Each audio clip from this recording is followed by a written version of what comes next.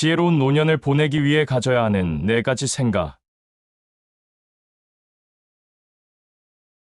누구나 나이 먹기를 두려워합니다. 그 두려움을 억누르기라도 하듯 노인들을 멀리하거나 차별하지만 그것은 위험합니다. 나이 들어서도 충만하고 풍요로운 삶을 살려면 노화에 대해 좀 더 긍정적인 인식이 필요하죠. 인생에 있어서 청춘기가 있으면 노년기도 반드시 찾아옵니다. 그 철칙은 그 어떤 사람이라 해도 그걸 맞이하지 않는 사람은 세상 어디에도 없다는 게 정답이라는 사실입니다. 앞만 보고 달려온 세월, 그 세월이 길 것 같아도 인생의 반쯤 돌고 나면 갑자기 초스피드를 내는 것도 엄연한 현실입니다. 늘어가는 나이테는 나무의 무게를 알려줍니다. 나이테가 많은 나무가 좋은 나무가 되고 오랜 수고를 거쳐 좋은 나무로 성장합니다. 인생에서 나이가 드는 것은 나무의 나이테가 생기는 것과 같습니다. 나이 속에는 인생의 경력과 수고가 들어 있습니다. 우리는 나이가 들면서 그 속에 우리의 인생을 담죠. 인생의 나이는 인생의 무게를 보여줍니다. 어떤 사람을 만나면 정말 곱게 나이가 들어간다는 생각이 들 때가 있습니다. 그런 사람은 나이가 들수록 멋있습니다. 매일 하루가 더 원숙한 삶이 펼쳐지고 더 깊은 깨우침을 다가오게 한다면 나이가 드는 것은 정말로 멋있는 일입니다. 이것은 나이가 들면서 얻을 수 있는 것입니다. 현명하고 두려움 없이 노년을 맞이하기 위해서 미리 이 5가지 생각을 하면 좋습니다. 첫 번째, 나이 먹는 것은 생각보다 괜찮은 일이라는 것. 그러니 쓸데없이 나이 들어가는 것에 대한 걱정으로 시간을 낭비하지 않는 것이 좋습니다. 노년의 삶은 오히려 기회이자 몸과 마음 성숙의 시간이 될 수 있습니다. 나이를 먹는 건 가보지 못한 길을 가는 새로운 탐문과도 같습니다. 두 번째, 100년을 써야 할지도 모른다는 것. 몸을 아껴야 합니다. 건강에 해를 끼치면서 얼마나 오래 살던 신경 안 써 라는 변명은 하면 안 됩니다. 병은 쾌락의 이자입니다. 흡연, 형편없는 식습관, 운동 부족 같은 것들로 일찍 죽지는 않습니다. 다만 몇 년 혹은 몇십 년 동안 만성질환에 시달리며 고통을 받을 뿐입니다. 오히려 빨리 세상을 뜨는 것이 편할 수도 있습니다. 세 번째, 아직도 오지 않은 죽음을 미리 걱정하지 않아도 된다는 것. 죽음을 걱정하느라 불안해하며 시간을 낭비하기는 너무 아깝습니다. 대신 삶의 마지막 순간에 대비해 하루하루 계획을 잘 세우며 살아보는 것이 훨씬 좋습니다. 네 번째, 관계의 끈을 놓지 않는 것. 중년 이후에 찾아올 사회적 고립에 대해 진지하게 생각해야 합니다. 중년에 접어들면 의식적으로 새로운 기회와 새로운 인간관계를 만들어 유지하려고 노력해야 합니다. 좋은 인간관계는 늙어가는 몸과 마음을 계속해서 새롭게 만드는 원동력이 되기 때문입니다. 다섯 번째, 노후의 거처를 계획해야 합니다. 주변 노인들이 노인거주 시설에 막연한 두려움과 편견을 갖고 있다면 방치해서는 안 됩니다. 삶의 제약을 받는 것이 아니라 오히려 더 나은 삶을 살 수 있는 새로운 기회가 될 수 있기 때문입니다. 사람들은 나이 드는 것을 늙음으로만 생각합니다. 그러나 그렇지 않죠. 그 안에는 젊음이 있습니다. 어떤 사람은 나이가 들어도 생기가 넘치고 젊은 마음을 가지고 있는 반면에 젊은 나이임에도 불구하고 늙고 낡은 마음을 가진 사람이 있습니다. 곱게 나이 드는 방법은 마음을 넓게 가지는 것입니다. 나이가 들수록 마음을 넓히고 이해의 폭이 깊어져야 합니다. 그러면 나이가 들어서도 늙지 않는 마음으로 세상을 살며 사람에게도 존경을 받고 사랑을 받으며 행복하게 살 수 있을 것입니다. 인생 60은 결코 인생의 끝이 아니고 100세 인생 시대의 제2의 시작입니다. 모든 것들이 끝이라고 여기는 그 마음부터 고쳐먹고 세상은 넓고 할 일도 많다라는 사고방식으로 살아가야 합니다. 형편이 된다면 남을 위한 봉사도 다녀보는 것입니다. 병든 이웃도 좋고 소외된 이웃도 좋고 어렵고 힘든 이웃이라도 상관이 없습니다. 알뜰살뜰 모아서 죽을 때 관 속에 넣어가는 것도 아니죠. 자식에게 물려준다 해도 물려줄 때 그때뿐입니다. 살아있을 때 한 가지라도 자신을 위해서 투자를 해보는 것이 좋겠습니다. 오늘 영상을 보신 모든 분들이 행복하시길 진심으로 바라겠습니다. 노후에 혼자가 되면 비로소 얻게 되는 세 가지. 사람들의 치여 살아서 가족이고 친구고 배우자고 다 부질없기에 이제는 멀리하고 싶을 때가 있습니다. 그러고 보면 사는 게 고생이란 말은 바로 인간관계 때문에 생긴 것이 아닐까 싶습니다.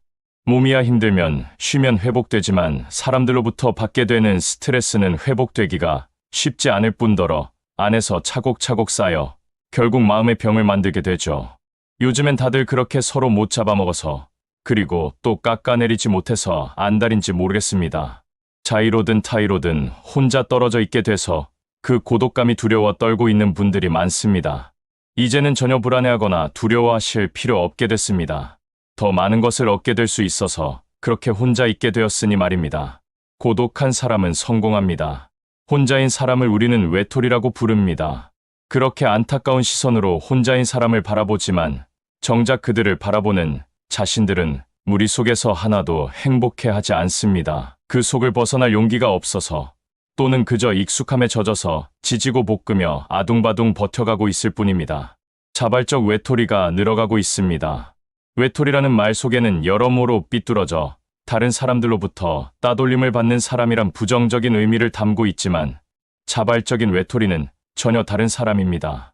자발적으로 혼자가 된 사람은 혼자서도 행복하게 잘 즐기며 살고 있을 뿐만 아니라 여럿이 함께할 때도 잘 지낼 수 있습니다.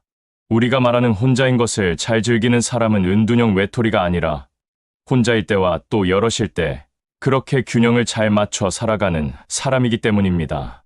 그래서 나이 들어서는 당당하게 혼자일 수 있어야 합니다. 그래야 말년이 활짝 피기 때문입니다. 고독함 속에서 누구보다 행복하게 살아갈 수 있는 사람들이 도대체 무엇을 얻어서 그렇게 살아갈 수 있는지에 대해 말씀드려보고자 합니다. 첫 번째, 언제든지 떠날 수 있는 자유.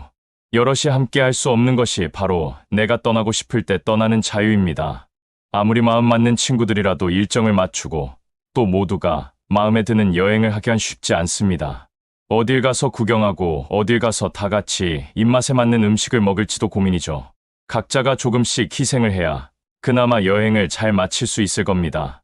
반면 혼자 떠나는 여행은 자신을 새롭게 발견하는 과정이고 또 자유가 주는 기쁨을 온전히 누릴 수 있는 시간입니다. 혼자 떠나는 여행이라고 해서 꼭 몇 박 며칠이 아니라 당일치기도 가능합니다. 그렇기에 새로운 공간에서 우리는 전혀 뜻하지 않게 관심을 보이는 스스로를 발견할 수 있습니다. 우리가 생각지도 못한 것에 관심이 있고 좋아한다는 사실을 안다는 건 우리에게도 신선한 충격입니다. 그래서 우리에게 언제든지 훌쩍 떠날 수 있는 자유, 그 자체는 우리의 시야를 맑게 해줍니다. 온전히 자신이 원하는 속도로 걸으며 새로운 것에 눈을 맞출 수 있습니다. 다른 사람의 속도를 맞추거나 보고 싶은 것을 뒤로 한 채 서둘러 발길을 옮길 수밖에 없었던 적이 꽤 많습니다. 이제 혼자라면 우리가 원하는 곳에서 몇 시간이라도 쭈그려 앉아 있을 수도 있습니다. 두 번째, 자아가 단단해진다. 혼자인 사람은 문제가 생겼을 때 두리번거리지 않습니다.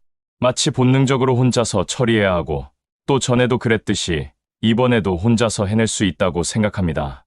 혼자라는 것은 물리적으로 누군가와 거리를 두고 떨어져 있다는 것뿐만 아니라 정신적으로도 모든 일들을 혼자서 돌파해내겠다는 굳센 의지의 반영이기도 합니다. 불평불만을 드러내며 투덜대지도 않습니다. 그렇게 하나하나 아주 사소한 일에서부터 직접 해결해가면서 자신에 대한 믿음이 점점 두터워지죠.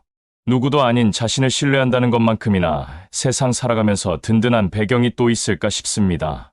그래서 늘 쾌활하고 긍정적이면서 당당할 수밖에 없습니다.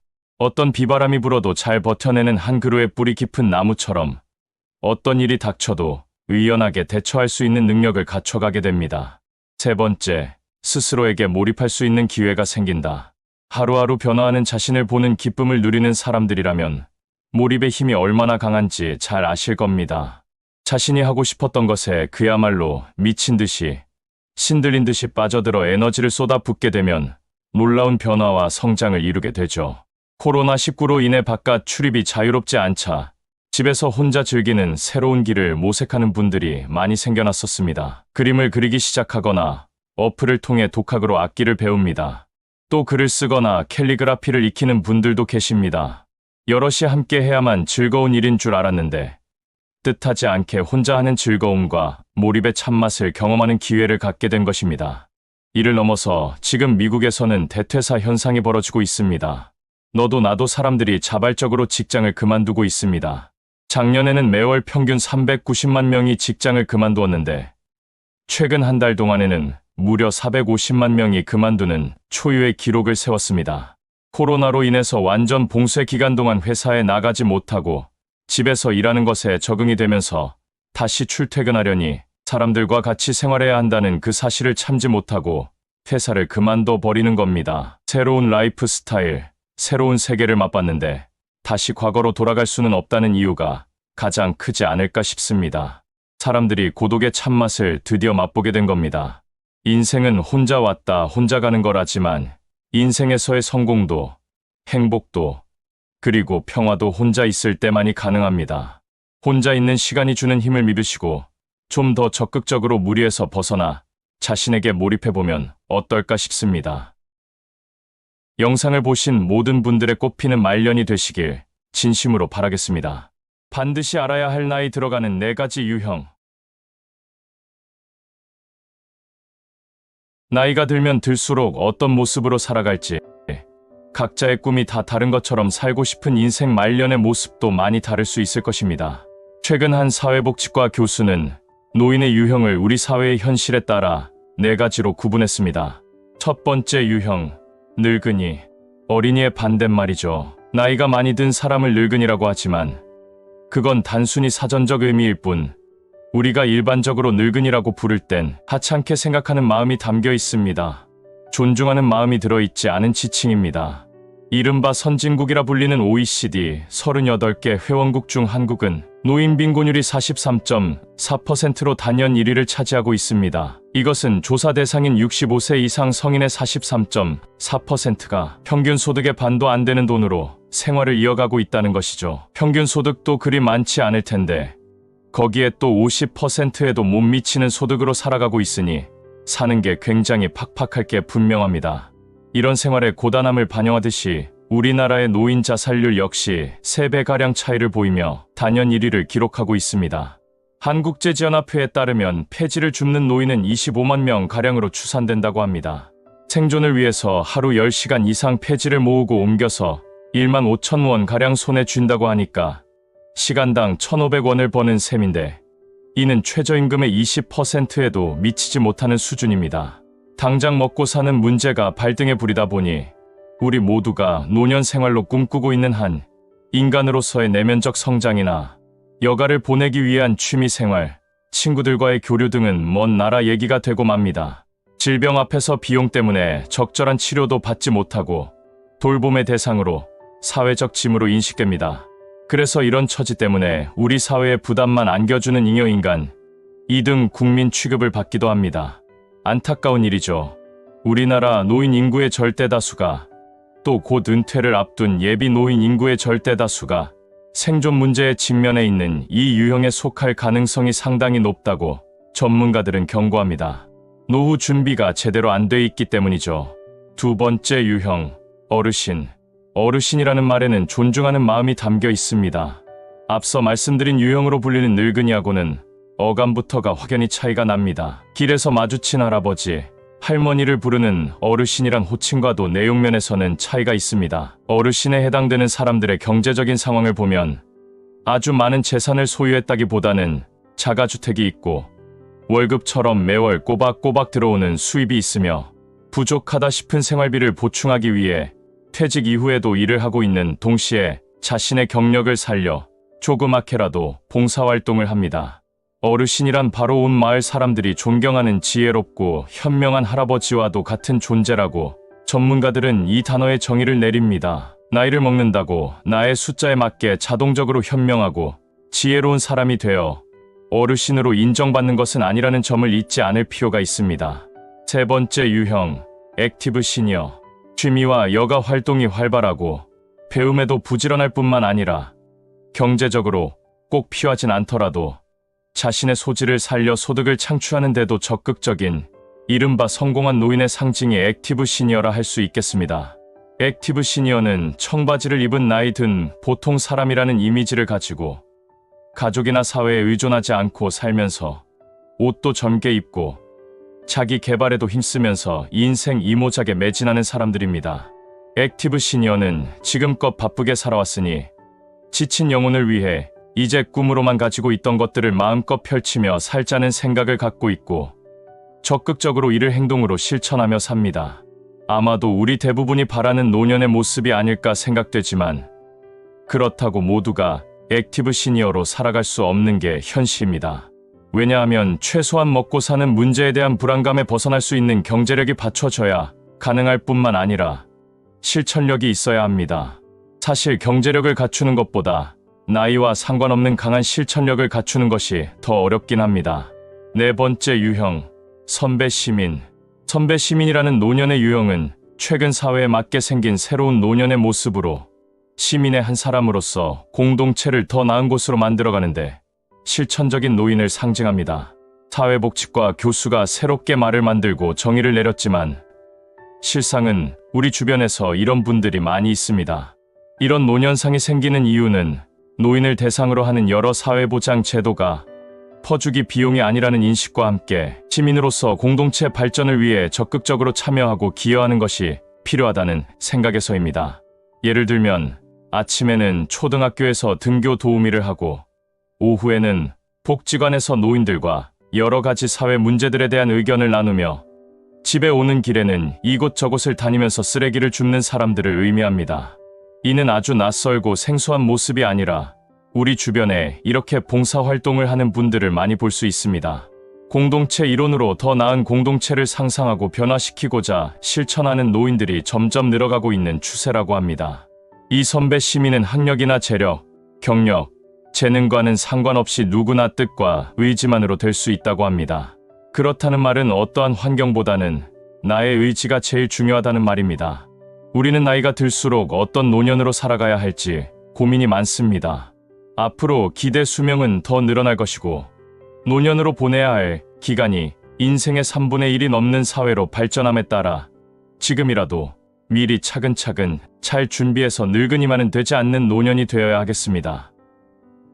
오늘 영상을 보신 모든 분들이 멋있는 노년을 보내시길 진심으로 바라겠습니다.